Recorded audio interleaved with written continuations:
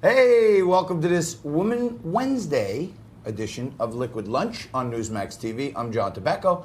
Just past the top of the hour, noon Eastern, high noon here in New York. We come to you live from the Question Tequila Studios every single day, high atop the financial capital of the world, right across from the New York Stock Exchange. As we speak, yesterday the Dow had its finest day in quite some time, almost 500 points, over 500 points, finishing the day. Up again this morning, backed off just a bit, up about 150 as we speak.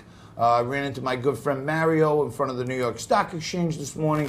He's on the floor of the exchange every day. He tells me that it was smart to come in today long, but the market's fading a little bit, but it should hold these and maybe a little bit oversold at this point. Stay calm. The market is in fantastic shape, and it's driven mostly now by tariffs. Last week we talked about Bitcoin just reaching 9,000. That seemed to be the top. For now, it's back down to 8,000 as we speak, about 7,600. Check it out, do some homework. Might be a good time to take a look at it because I think it does go higher from here.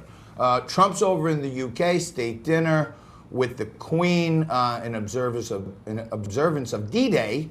And so many things going on. Let me bring in my co-producer, managing editor of Liquid Lunch TV, Frank Morano, joins me again as always. Frankie, welcome. Hello there, John. Very appropriate that you mentioned the roaring stock market yesterday. That's because right. Not surprisingly, that is the day's top story. As we look around the headlines nationally and internationally, here's a little bit of what's going on.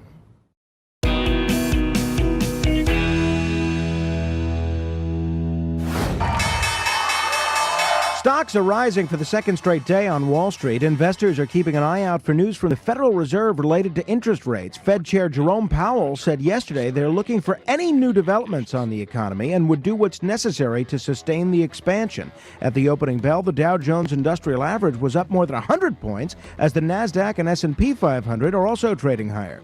President Trump, along with British Prime Minister Theresa May, Queen Elizabeth, and leaders of more than a dozen other nations to commemorate D-Day. Almighty God, our sons, pride of our nation, this day have set upon a mighty endeavor. To open today's ceremony in Portsmouth, England, the president read the same prayer President Franklin Roosevelt read during a radio message ahead of D-Day in June of 1944. The largest combined land, air, and naval invasion in history marked the beginning of the Allies' victory in World War II Europe. Pay your workers a living wage. Senator Bernie Sanders has a message for Walmart: raise workers' pay. He'll deliver the message when he attends the retail giant's annual shareholders meeting today. The 2020 presidential candidate also will introduce a floor proposal to add hourly workers to Walmart's corporate board. The independent senator from Vermont tweeted yesterday that he's going to Walmart's headquarters in Arkansas to end the greed of the wealthiest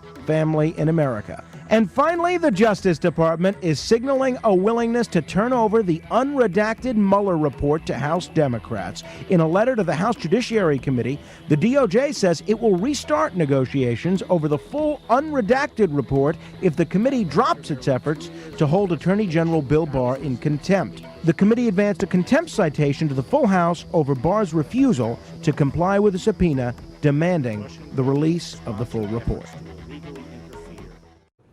Hey, and welcome back. Frankie, you always cover such great stuff, but I'm just getting sick and tired of hearing about this Mueller stuff and this Barr stuff. Enough. I want a bar to go back to being a bar and not everything about Bill Barr.